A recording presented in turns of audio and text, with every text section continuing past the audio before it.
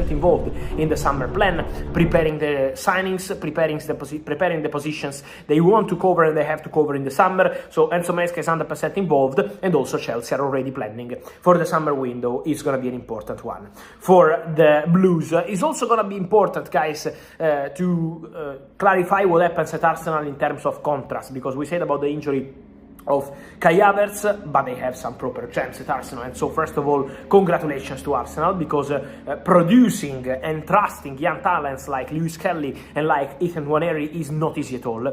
Premier League football, Champions League football, always be competitive, always be at the best level possible. A lot of pressure, a lot of criticism sometimes in modern football, but Arsenal are trusting their youngsters because of the injuries, of course, but not only. Even when players were available, Arteta was always giving a chance to these players.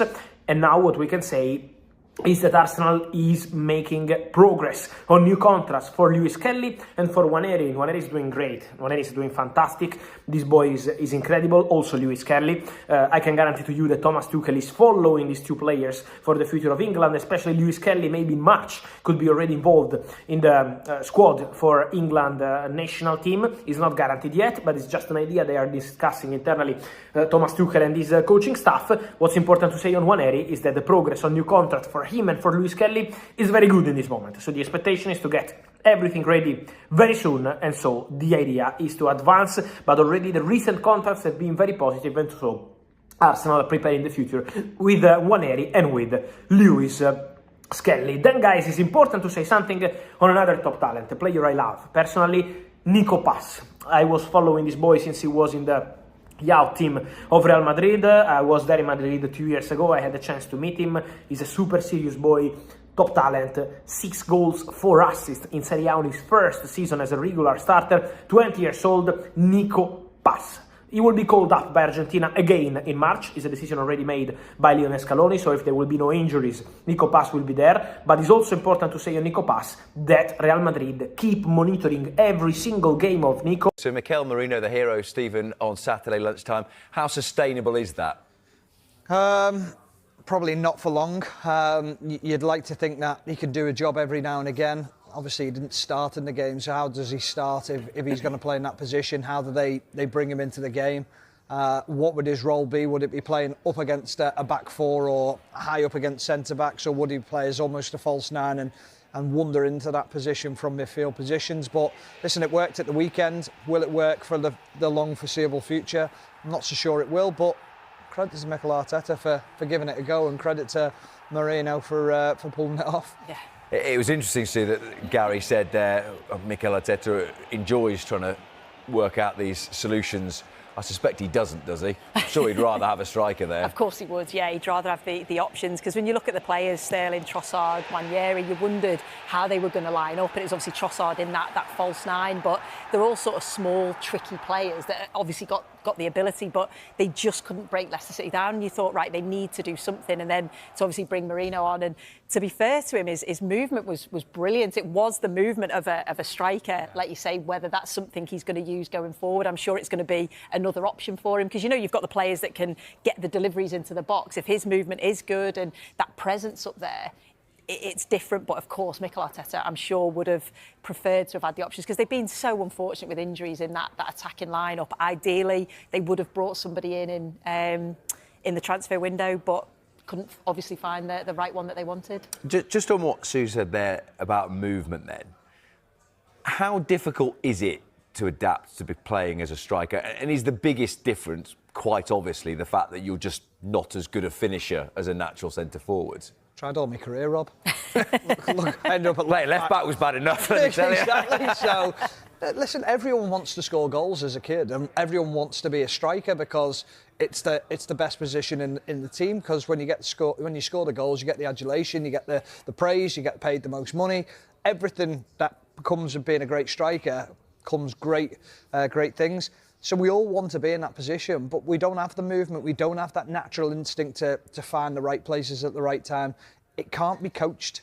You can coach to an element, but there's got to be a natural side of it as well.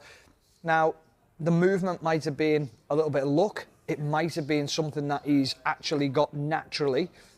We don't know yet, but also do it against... I watched Leicester the other week against Everton. The two centre-backs were awful. I know Vestergaard didn't play in the game at the weekend, but I look at them and I think they're not the best defensively, so you are going to get space in the box. They are going to switch off. Now you've got to do it against the top teams. Can you do it when you're under pressure as well? Because there wasn't much there was an element of pressure because you want him to come off the bench and score, but yeah, you've got to do it against the big teams. Ethan Nwaneri, Sue, became the youngest player in a Premier League game to complete 5 dribbles in a match. He beats a record set by Bukayo Saka. Can they both play in the same team when Saka's back? Could you find a position for him? Because he's certainly stepped up to the plate. Saka is outstanding, and if you're going to put the two there, you would always play Saka. But you think, could he play in a number 10? Then you've got Ødegaard in there. Could he play on the other side? So I think he's a young player, 17 years old. So he can come in, he can come out. I think Mikel Arteta at the moment, he's forced to start him and play him. And the fact that he's been able to step up and show that maturity is credit to him. We know that he can be a match winner, whether that's a brilliant goal, whether that's a great assist. So, yeah, I think when Saka comes back, it's obviously then that competition for places and the ability and, you know, enable Arteta to be able to rotate when he needs to. Is there ever the sense that he could play as that false 9 Nwaneri and you would have Saka on one side, possibly Martinelli or Trossard or Sterling on the other? They could do it that way? Again, that could be another option. You can see he's a very intelligent footballer. You can see that his movement is excellent. So whether that is, it's something that Mikel Arteta, we know, like to play with that false 9, that player dropping in. So it could be something that they're working on. But I think, you know, all he can do is when he gets the opportunity, take it, and he's certainly taken it. He's that good. He will find a way to get him into that team. He has to find a way to get him into that team. He is a phenomenal talent. Yeah. I mean, he's one of them players, when you watch him, you think, I cannot wait to see where you end up in 4 or 5 years. I mean, Arsenal fans will hate me for saying it, but everyone will be after him in a short space of time, and it'll be the likes of Barcelona, Real Madrid, who'll be knocking on the door saying, we can't miss out on this kid, but Arsenal will be saying, well, he's ours, we're not letting him go. But he is a special talent. I just find it incredible that he come up with a stat of a question that he's completed 5 dribbles as a 17-year-old. It's incredible what people find now, isn't it, to bring up a stat. Some people have too much time on their hands, Exactly. Stephen, on a Sunday night. Who do you think Thomas Tuchel's first England left-back will be? Oh, good question. I think he'll definitely be looking at Miles Lewis-Skelly. I think he has to. Yeah. I think when you look at the ability that he's got, whether it's driving into that midfield area, 1v1 defending, I think as well, I think he'll want to look at him closely to see just how good he is. Also, can he react, excuse me, to being in and around the squad and understanding the levels that you need to go to play for England. I think it will be him. I think it'll be Miles Lewis-Skelly, and I hope it is. I'm just agreeing. That was one of the longest shrugs I've ever seen in my life there. I thought you were going to bring me another question. No, I was just saying if you'd like to pick up on what Stephen was saying, but your shrug just answered it for me. Yeah, well, I think you can't, at the moment, the way that he's performing, I think he's been outstanding. You look at positives for this Arsenal side, yes, they've got so many injuries and it's been really frustrating for, I think, the Arsenal fans to see that. But certainly 2 bright sparks has to be the form of those 2 young players and the quality that they've shown to be able to step into a team with lots of pressure. You know, a team that are fighting for the title in the Champions League and perform at that level is credit to them. Stephen, they're 7 points behind Liverpool with 13 games to play. What do you think that, I mean, it's obviously not in their hands, but what do you think the minimum number of games that they would have to win if they want to take this title would be? Do you think they're going to have to be somewhere near 11, 12, all of them? Near all of them, I think. Yeah, just because of the quality of Liverpool. But then if you look at Liverpool's next 3 games and you go, they've got Villa, City, Newcastle. If they drop points in all of them games, then suddenly you've got a different sort of proposition on your hands for Arsenal. I think the biggest concern is, and I know they dealt with it at the weekend, but not having forward players and fit forward players in your team is going to affect you at some point. And it's just those moments when you go up against organised defences, tough defences, where they are very sort of resolute in what they're trying to do, and then you need that moment of brilliance or that instinctive moment. So but they're going to have to continue this incredible run that they're on. And that's the point, though, isn't it, Sue, that we talk about Liverpool's next few fixtures, but Arsenal, West Ham at home, Forest away, Manchester United away, Chelsea at home, Fulham at home. Go on, I'll be charitable. Everton away after that.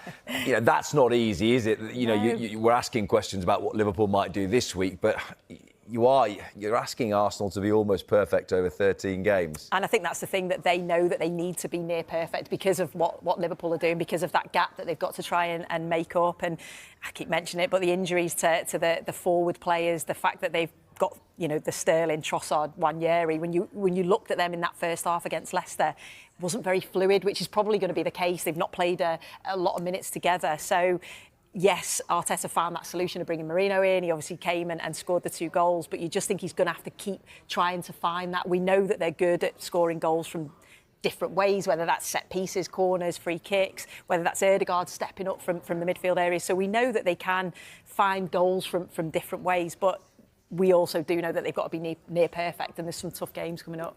Let's not forget the run they're on.